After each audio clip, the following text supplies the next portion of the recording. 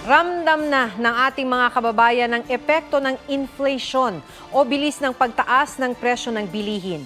Ebidensya raw niyan ang pagkaunti ng mga nabibili nila sa grocery. Sa ilang lugar naman, ang isang pirasong kamatis, mahigit 20 pesos na raw. May report si Von Aquino.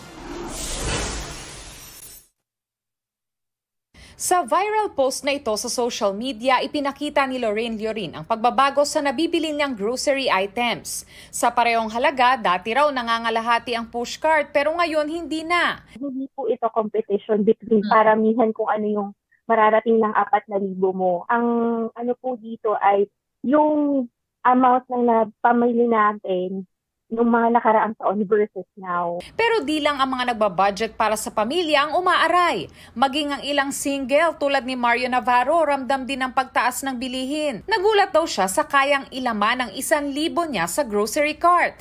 Relate ang ibang mamimili tulad ni Joyce Ordiales na bumili ng pangbaon ng mga anak.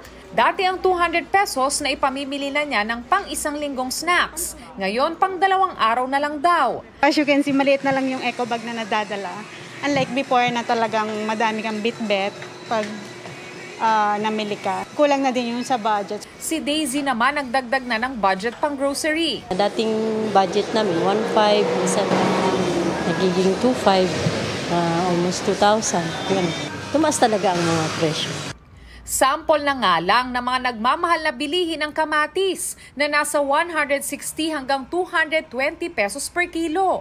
Mas mahal pa yan sa kilo ng tilapia o manok, base sa monitoring ng Department of Agriculture. Sa Marikina, 240 pesos ang 1 kilo ng kamatis, lumalabas na 24 pesos kada piraso. Dati sa 2 itlog, pwedeng 4 na kamatis. Ngayon, 1 na lang. Sa report ng Philippine Statistics Authority, ang mga gulay gaya ng kamatis ang isa sa pangunahing dahilan ng pagtaas ng inflation rate sa 5.3%. Payo ng Philippine Amalgamated Supermarkets Association sa mga mamimili.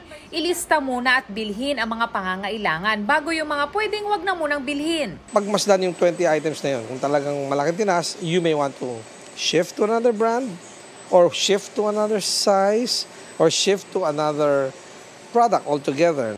Mainam din daw na bumili ng sale items pero i-check ang expiry date nito. Von Aquino nagbabalita para sa GMA Integrated News.